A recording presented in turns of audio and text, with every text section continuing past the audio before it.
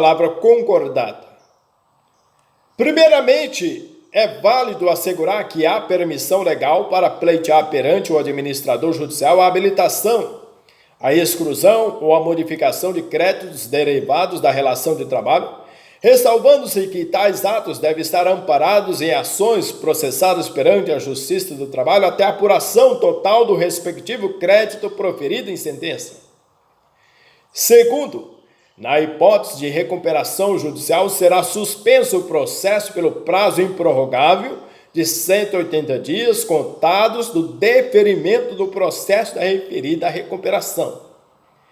Terceiro, observar-se a criação de um comitê de credores constituído com um representante indicado pela classe de trabalhistas. Quarto, pelo plano de recuperação judicial, não será permitido prazo superior a 1 ano para pagamento de crédito trabalhista ou acidentes de trabalho vencidos até a data do pedido da referida recuperação. Ainda o plano não poderá prever prazo superior a 30 dias para pagamento ou até 5 salários mínimos por trabalhador dos créditos salariais vencidos nos 3 meses anteriores ao pedido de recuperação judicial. Quinto, na classificação dos créditos constam os derivados da legislação do trabalho como principais até 150 salário mínimo por credor e assistente de trabalho. Outras alterações, por consequência, deverão ser atendidas nos termos da lei em referência, de acordo com a legislação trabalhista. Também compete à Justiça do Trabalho dirimir controvérsias acerca da existência de sucessão entre falido ou recuperado e a entidade que adquira total ou parcialmente suas unidades de produção.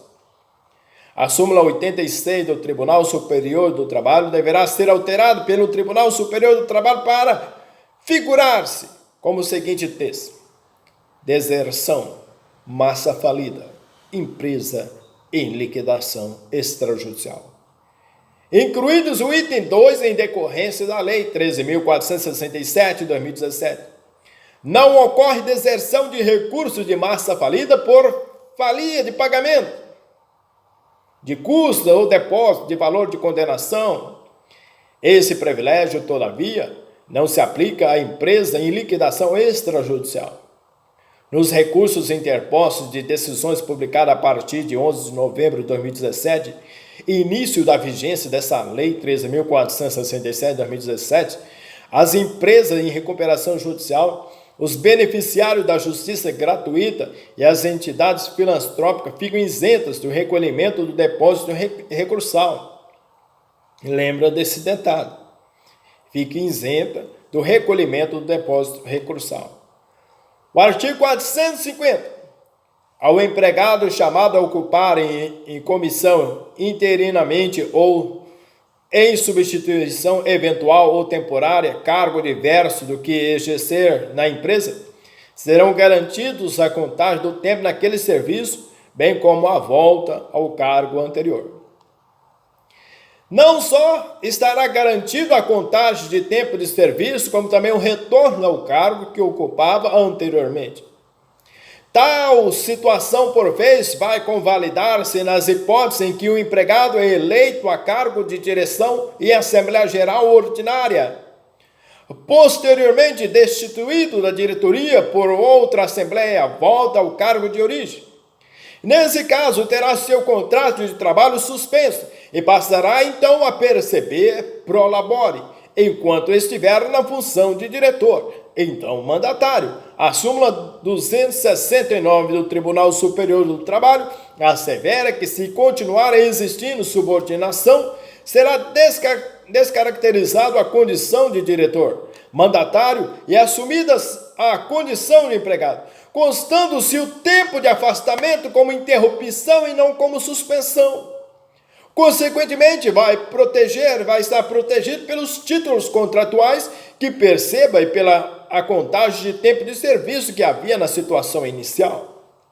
A reversão do emprego ao cargo efetivo resultará na perda das vantagens auferidas durante o tempo em que laborou no cargo em comissão, considerando o tempo de serviço e o cargo anteriormente ocupado.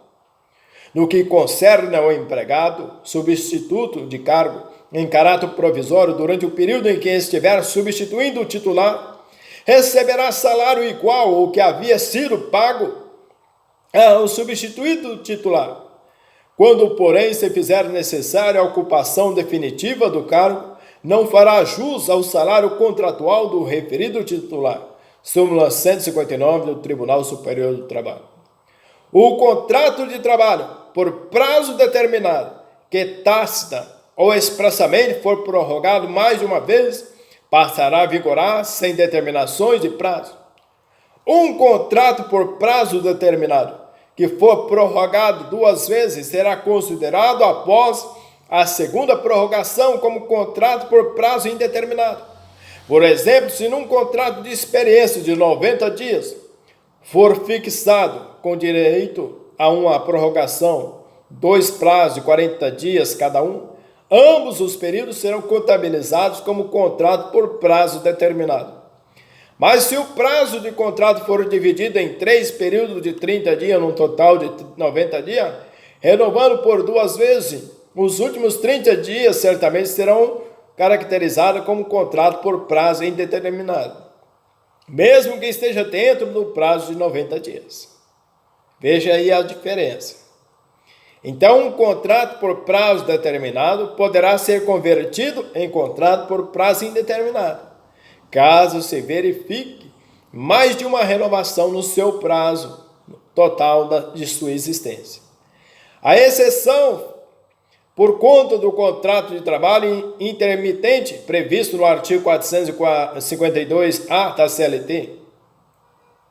O artigo 452 considera-se por prazo indeterminado todo o contrato que suceder dentro de 6 meses, o outro contrato por prazo determinado, salvo a expiração deste, dependeu de execução de serviços especializados ou da realização de certos acontecimentos.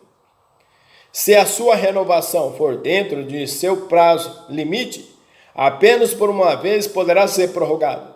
Se, porém, passou do seu limite de prazo, não poderá ser prorrogado sem que se aguarde um período de 6 meses em seu interstício, ou seja, após o vencimento do prazo máximo de 2 anos.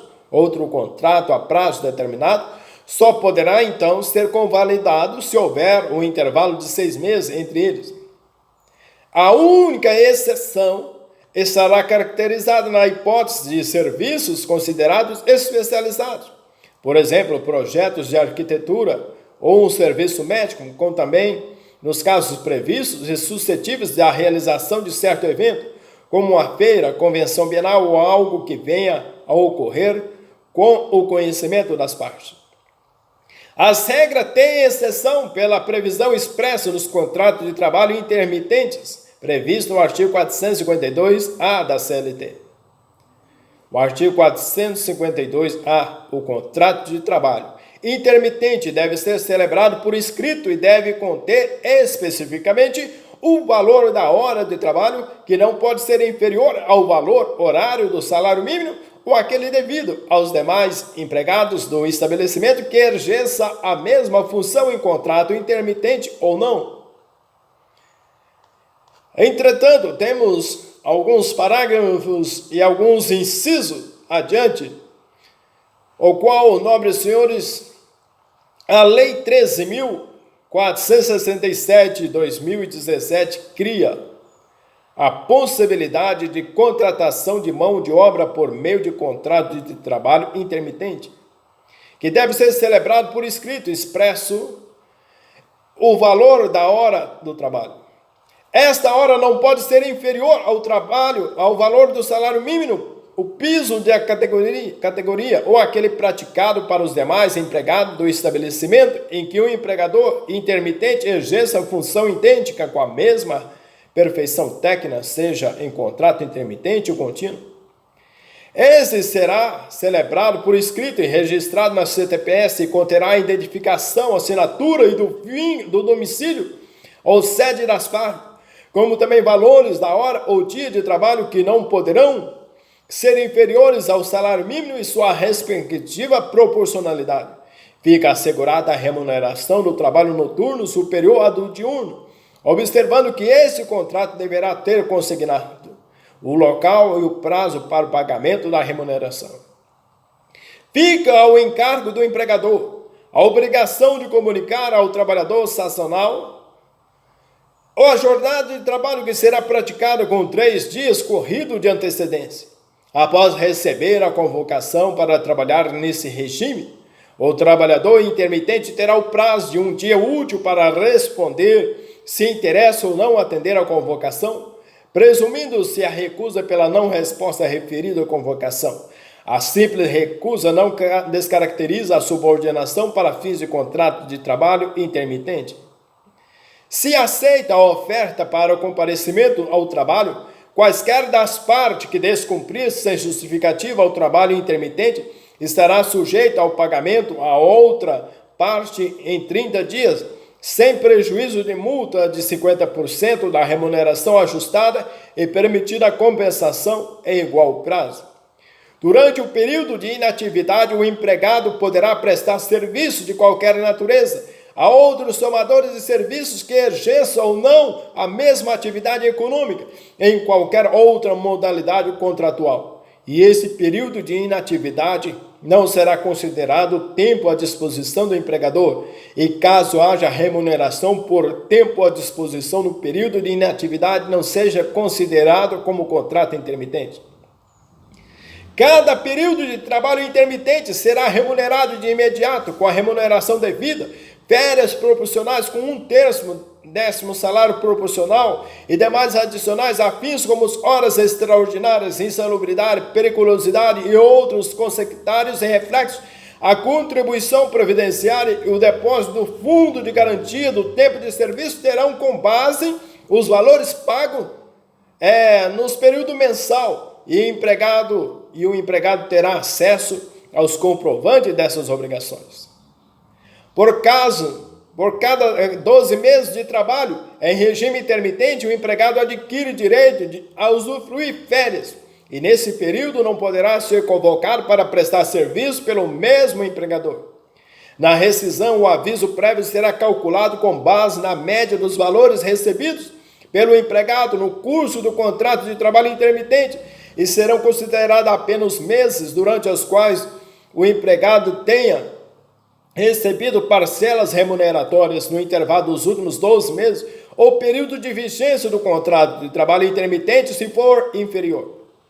Esta modalidade de contrato de trabalho deverá atender à natureza,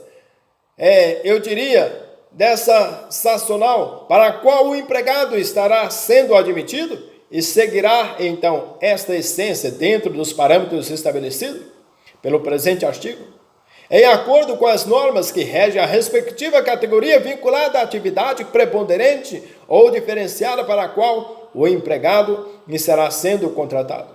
Haverá liberdade para as partes negociarem sem prejuízo das regras estabelecidas pela lei, no que tange aos limites impostos pela própria CLT, normas coletivas de trabalho e as regras que regulam a segurança e a higiene do trabalho. Artigo 453. No tempo de serviço do empregado, quando readmitidos, serão computados os períodos, ainda que não contínuos, em que tiver trabalhado anteriormente na empresa, salvo se houver sido despedido por falta grave, recebido a indenização legal ou se aposentando espontaneamente. Entretanto, trata-se aqui serão contabilizados 2 períodos de trabalho em uma mesma empresa, caso o empregado não tenha recebido a indenização, nem haja sido dispensado por justa causa ou se aposentado. O tempo de serviço será computado em um único período, sem considerar o intervalo entre a saída e o retorno à mesma empresa. Cabe a extinção do vínculo empregadício para aqueles que percebem benefício previdenciário antes de completar 35 anos, se o homem, ou 30 anos, se mulher. Vale ressaltar que o presente parágrafo constitui uma norma heterotópica inserida desmotivadamente na CLT. As regras estabelecidas para regulamentar as atividades laborais não se poderiam misturar com normas previdenciárias projetadas para os inativos. Ademais, o texto consolidado não esclarece como será a extinção do vínculo empregatício em nada, o qual antecipadamente propugnamos seja pela equiparada às dispensas sem justa causa.